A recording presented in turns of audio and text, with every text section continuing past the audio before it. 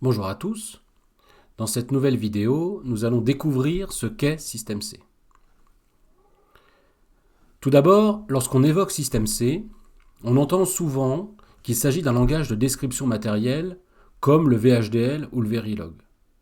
En réalité, ce n'est pas exact.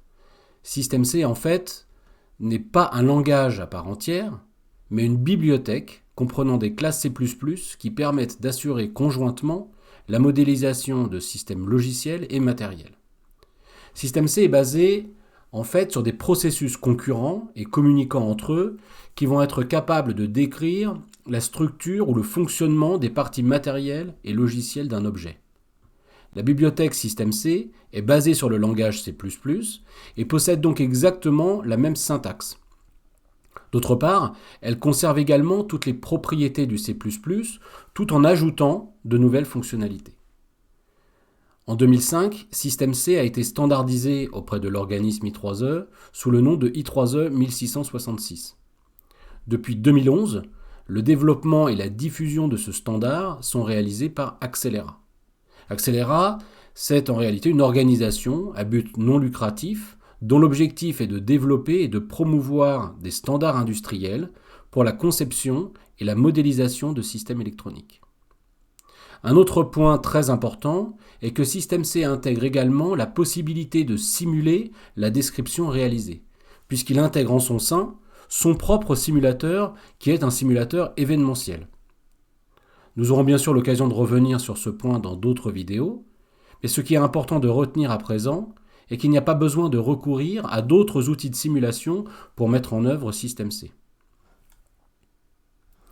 La diapositive suivante montre l'utilisation de différents langages ou outils permettant de concevoir ou de tester des circuits numériques.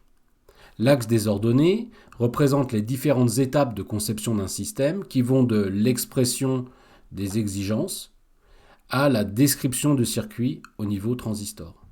Si on part du bas de l'axe des ordonnées et que l'on monte sur cet axe, nous suivons une augmentation du degré d'abstraction de la modélisation. Nous voyons par exemple qu'un langage de description matérielle comme le Verilog peut être utile pour décrire et tester des circuits au niveau porte logique ou RTL, tout en permettant la description de tests. Ces derniers ont pour objectif de valider le comportement des circuits décrits et vérifier que le résultat qu'ils délivrent est bien conforme aux spécifications. Le langage VHDL, quant à lui, travaille à peu près sur les mêmes niveaux d'abstraction, c'est-à-dire au niveau porte, au niveau RTL et au niveau test. Il peut également décrire une architecture au niveau comportemental, c'est-à-dire à un niveau plus algorithmique, en ne s'intéressant qu'au fonctionnement du circuit et non à sa structure. Le système Verilog est lui plus récent et il est basé sur une extension de Verilog. Il est notamment utilisé massivement pour la vérification de systèmes numériques et repose sur des techniques de programmation orientée objet très proches de Java. Rappelons ici que la vérification d'un système peut être vue comme la confirmation que les sorties d'un système sont bien conformes à ce qu'on attend, en appliquant les données précises en entrée du système.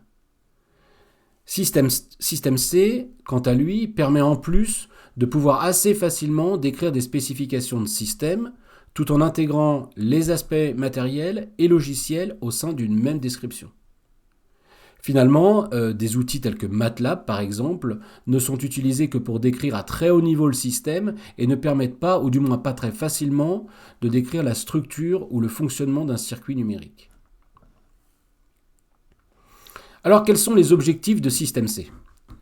Je dirais qu'un des premiers objectifs de Système C, c'est de faire face à la complexité de conception de systèmes numériques notamment. Nous l'avons déjà évoqué, l'idée est de travailler avec des modèles représentés à haut niveau d'abstraction. Si l'on considère simplement le cas des développeurs logiciels, nous avons vu qu'au fil du temps, qu'il s'est réalisé une transition entre le développement du code assembleur, très proche du matériel, vers des langages de plus haut niveau comme le Fortran, l'ADA ou plus récemment le C++. Ces langages s'appuient aujourd'hui sur des compilateurs puissants, capables de réaliser presque automatiquement la traduction d'un modèle abstrait vers des instructions en langage machine. La programmation modulaire, la programmation orientée objet, la programmation générique sont autant de tentatives pour pallier le problème de complexité de conception. En ce qui concerne les développeurs matériels, ceux-ci sont passés de la description au niveau porte logique à l'aide de schémas, à l'aide de langages de description matérielle comme VHDL ou Verilog, permettant de décrire le comportement spécifique d'un circuit à chaque front montant d'horloge. Plus récemment, il est devenu nécessaire de se focaliser sur le comportement du système tout en s'appuyant sur des outils, là aussi très puissants, permettant de réaliser une synthèse de circuit à partir d'une description très abstraite. Un autre objectif de Système C, c'est de favoriser la réutilisation de descriptions, c'est-à-dire d'exploiter la description de composants préalablement conçus afin de faciliter la conception de nouveaux composants. Ceci n'est possible que si l'on décrit les composants de manière générique et de manière suffisamment flexible. Un autre point important est celui de la vérification. Celle-ci consiste à vérifier l'interaction entre les parties logicielles d'une part et les parties matérielles d'autre part, ces parties du circuit avant leur production. Nous verrons que cet aspect est traité dans une méthodologie appelée TLM qui est associée de très près à Système C.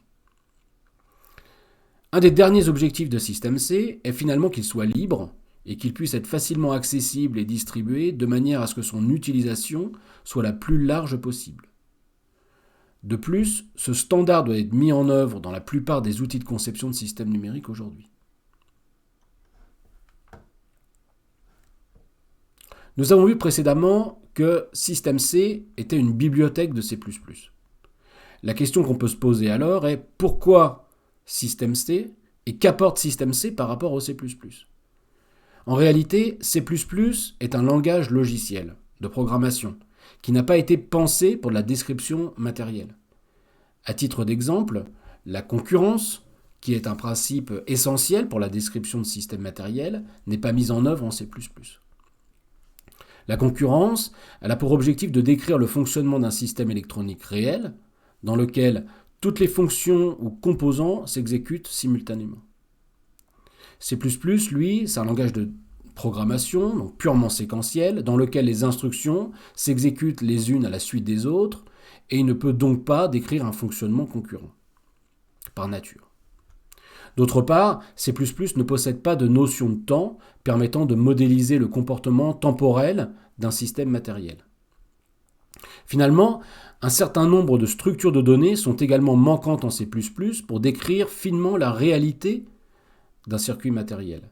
Il n'existe pas, par exemple, de notation pour coder des données en virgule fixe ou pour travailler au niveau bit, ou encore pour prendre en compte l'état haute impédance d'un bus physique, par exemple.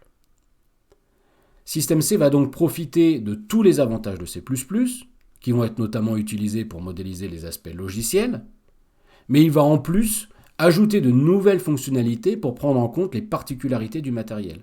C'est en gros une espèce de C++++.